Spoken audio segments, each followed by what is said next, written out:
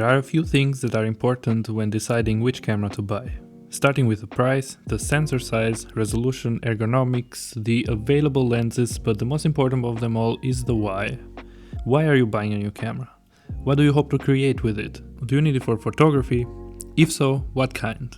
Landscape, street, concerts, portraits, weddings, product, sports photography, as a hobby for whatever comes your way? If you need it for video, what kind? Product videos, interviews, social media content, vlogs, travel videos, cinematic B-roll, or just to start learning about it? Do you need it for both photos and videos and to be able to switch back and forth between them quickly? It's very important to clarify these questions before you proceed with your purchase. So let me start with my why.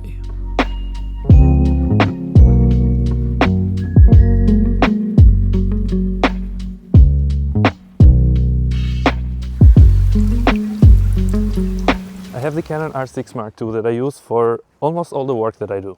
Sometimes, however, one camera just isn't enough, like during a wedding ceremony, a concert, or an interview, just to name a few.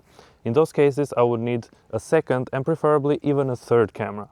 I needed a camera with good autofocus that can record 4K video in 10-bit and in log, that has no issues with overheating when recording continuously for a long period of time, and that can record on 2 card slots at the same time.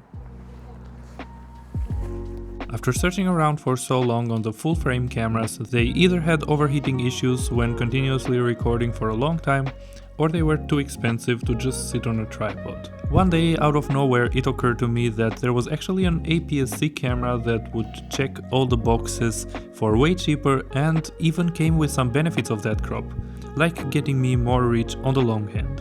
And that was, of course, the R7. At first glance, the Canon R7 feels robust, purposeful. It's lightweight but solid in the hand, something I appreciate. The grip is comfortable, the buttons are thoughtfully placed, and as a Canon shooter I felt an instant sense of familiarity when picking it up in my hands.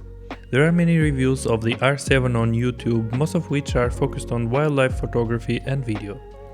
I personally don't do wildlife much, and 200mm is the lens with the most reach that I have. I tried it out just for fun, and I can say it makes perfect sense for this camera to be used for wildlife because it brings you 1.6 times closer to your subject due to the APS-C crop factor, turning my 70 to 200mm into a 112 to 330mm lens.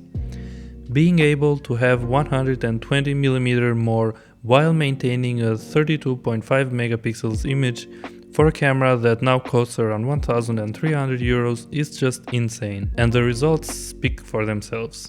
Because of the high megapixel count of this sensor, it also has a 4K crop mode, which adds another 1.81 times crop on top of the sensor's existing 1.6 times crop, turning my 70 to 200mm effectively into a 203 to 580mm lens. Almost 400mm more reach while maintaining a 4K image quality. Now that's wild. I've never seen a bird this close in my life. It's only available in 50 frames per second though, but I don't think that matters all that much. The other video recording modes are 4K fine at 25 and 30 frames per second.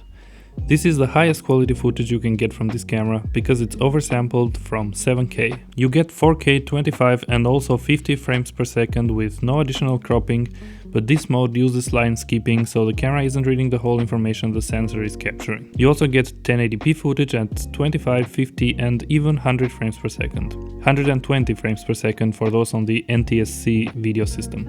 Here is a side-by-side comparison with the R6 Mark II, which has a full-frame sensor and is almost 1,000 euros more expensive. Besides the crop, I don't really see a difference in quality. In fact, let me zoom in on the R6 Mark II to have a more direct comparison. Then I'll make up for the aperture as well.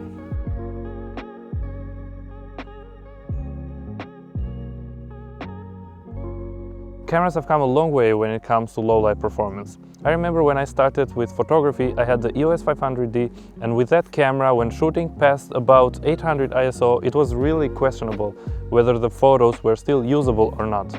That is not the case anymore with the R7, however, when comparing it to the R6 Mark II, which has a bigger sensor with less pixels to distribute the light to, I can totally notice a difference.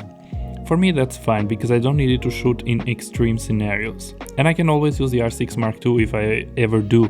But let's be realistic about it. If the light is missing that much, you are not going to get a nice looking footage regardless. The autofocus on the R7 is another one of its strengths. It uses Canon's dual pixel CMOS autofocus 2.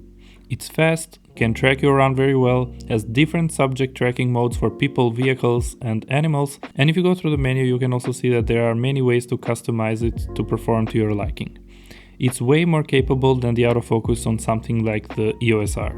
Another reason why this camera is so underrated is because it has in-body image stabilization.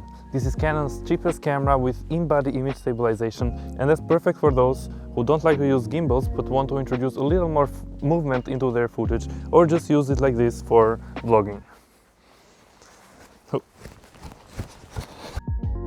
Of course, there are shots you can't do unless you have a gimbal. But gimbals are also annoying to carry around, and they limit your ability to quickly change your camera settings, so unless you have to track your subjects on long distances and for long periods of time, the IBIS should be enough. And it's also super helpful when you're filming something handheld on a long lens.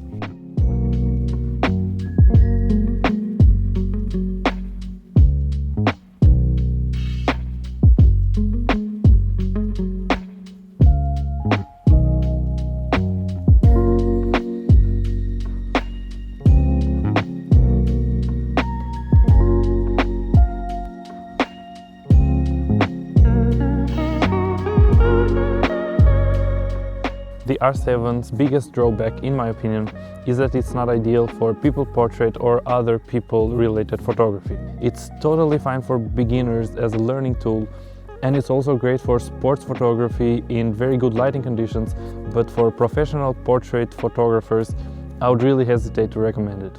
With my full-frame lenses, I've noticed an unsettling noise at even moderate ISOs, around 1250. I think it's likely due to its high pixel density on a smaller sensor, which can add noise to detailed images. The APS-C sensor also only uses the central part of the full-frame lens's light, which reduces the detail again. Which brings me to the end of this review. In a world where video is gaining more and more relevance, in my opinion, the Canon R7 is the most underrated camera you can buy in 2025 for the price. Thanks for watching.